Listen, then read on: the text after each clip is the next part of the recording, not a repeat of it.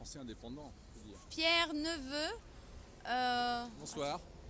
Bonsoir. Bonsoir, vous sortez de la concertation Charpin numéro 4. Nous sortons de la concertation 4 consacrée à la filière industrielle française, quelque chose qui nous parle. Nous sommes producteurs d'électricité, nous sommes une entreprise française centenaire en infrastructure et en énergie.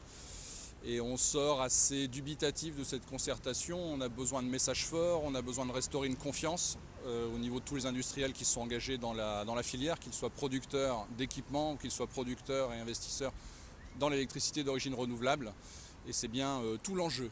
Et en sortie de concertation, nous pèserons réellement le cadre qui nous est à nouveau proposé. Beaucoup de personnes se sont investies dans cette filière. Aujourd'hui, beaucoup de personnes sont déçues, des messages plutôt négatifs sont donnés. Aucune annonce, toujours des quotas en ligne de mire et pas de politique présent.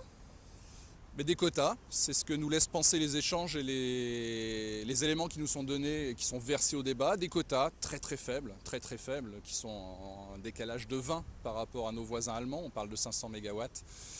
En Allemagne, ils sont à 8000 par an, ce qui permet de porter une filière, de la structurer pour éviter son emballement et de faire travailler les acteurs nationaux industriels avec une possibilité d'aller à l'export assez importante. C'est ce qui manque complètement aujourd'hui. Et avec un petit quota, il n'y aura pas de filière industrielle parce qu'on n'avait pas de visibilité. Et si la visibilité qui est donnée aujourd'hui, c'est des quotas aussi faibles, il n'y aura pas de filière industrielle française photovoltaïque.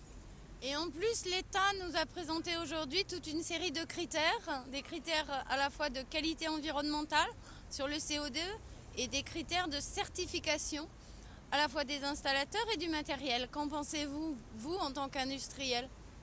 Nous, en tant que producteurs, ces critères-là nous semblent intéressants pour la filière. La grosse difficulté, c'est qu'aujourd'hui, la filière a besoin d'une seule chose, c'est d'un cadre pérenne et suffisant pour se développer. Lorsqu'elle se développe, elle forme ses gens, elle certifie ses panneaux, elle structure sa filière, mais on ne peut pas structurer une non-filière. Donc la première question, c'est définissons une filière avec un volume, un cadre qui évite son emballement, qui évite les effets d'aubaine. Il n'y a pas un seul producteur, pas un seul industriel français qui prône un effet d'aubaine quel qu'il soit. Personne ne veut être complice de ça. Mais sans cadre, il n'y aura pas d'industrie. Sans industrie, il n'y aura pas ni formation, ni certification, ni emploi. Merci.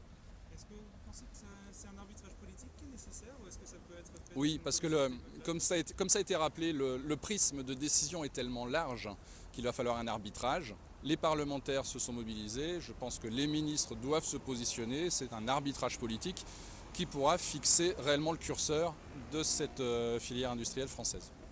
Touche pas à mon panneau a réclamé par 2 fois cet arbitrage politique et M.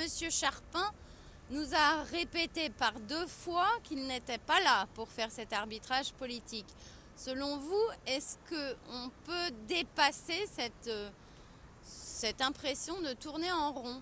Et si oui, comment? Mais la dépasser, il le faudra. Est-ce qu'on peut? Je ne sais pas, dans le cadre de cette concertation. Peut-être que la concertation, c'est